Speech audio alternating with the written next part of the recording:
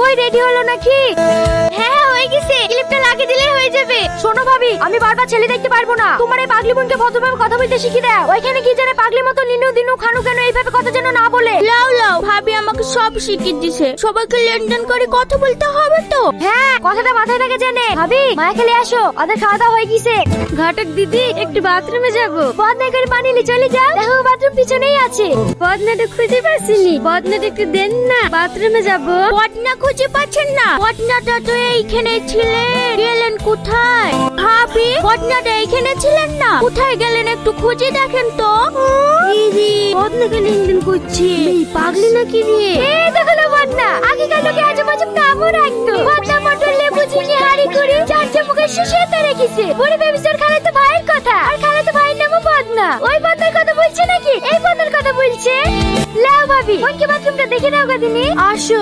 এই পাগলি বদনাকে লেনদেন করছি কেন? ভাবি তো বললো ছোট বড় সবাইকে লেনদেন করে কথা বলতে। পাগলিদের বিদে দিতে করে বলে আমি পাগলি হয়ে যাবো। তাহলে লেনদেন করবো না। করবি যাদের চলেছে তাদের কি বদনা কেন?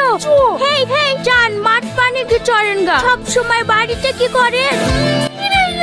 ও ঘটক মশাই, শোনো শোনো শোনো। কি হলো বললো? আমার ছেলের বিটা লাগিয়ে দিতে পারলি না? তোমার ওই ছেলের বিয়ে আমি কেনে? পৃথিবীর কোনো ঘটকই লাগাতে পারবে না। ওটা মেয়ে দেখেছি, তুমি বললো ওটা হবে 50-60টা হবে। 50-60টা না, আমার কাছে হিসাব আছে পাক্কা 63টা। তাও তো তোমার ছেলেকে রাজি করতে পারিনি। আচ্ছা চাচা, তোমার ছেলের কোনো দোষ নাই তো? 5 লাখ বা ডাক্তার দেখিলাও গা। সত্যি তুমি যদি বিয়ে দিতে পারো, আমি তোমাকে কথা দিছি আমার ডাঙ্গা মাঠে তুমি কি যাবে তোমার নামে লিখে দেবো। আরে আপনি টেনশন করছেন কেন? আমাকে বিদায় তো দিয়েছেন মানে ধরলেন আপনার ছেলে কি হয়ে গেছে। আপনি রান্না করে কেন? আপনার বাড়িতে বউ নেই?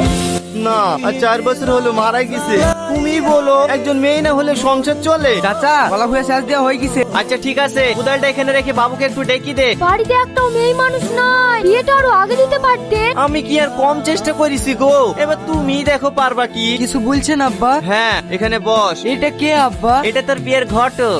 আপনি আবার ঘটক লেসছে? আমার সুখ কি আপনি সহ্য হয়েছে না? এই থামো থামো, একটু বসো।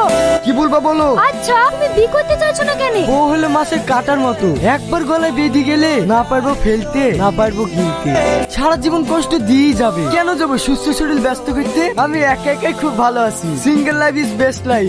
তাই বলে কাটা বাঁধার ভয়ে স্বাদের মাছ খাওয়া ছেড়ে দিবা? আমি তোমার জন্য ভালো একটা মেয়ে দেখেছি, একদম পানাশ মাছের মতো শান্তশিষ্ট, একটাও কাটা না। দেখো তোমার পছন্দ হয় কি। আমি ওসব কিছু দেখবো না, আমি দেখতে পারবো না। এই বাবু শোন শোন।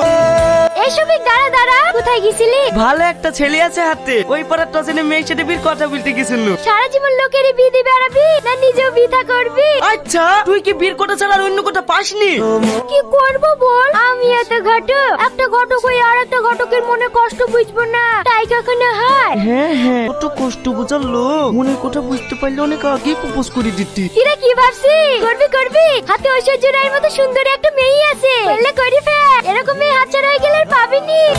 এই আমার বিলি তোর তো মাথা ব্যথা কেনে? তুই কর না। হ্যাঁ করবো তো, হাতে সেরকম ছেলে আছে। না নয় তোকে আর কদিন বলবো বলদিনি, একটা ছেলে থেকে দেন না। ঘটক হয়ে নিজের বিয়ের ঘটক তালি করা যা, তুই বল। আচ্ছা ঠিক আছে, তোর কেমন ছেলে পছন্দ বল।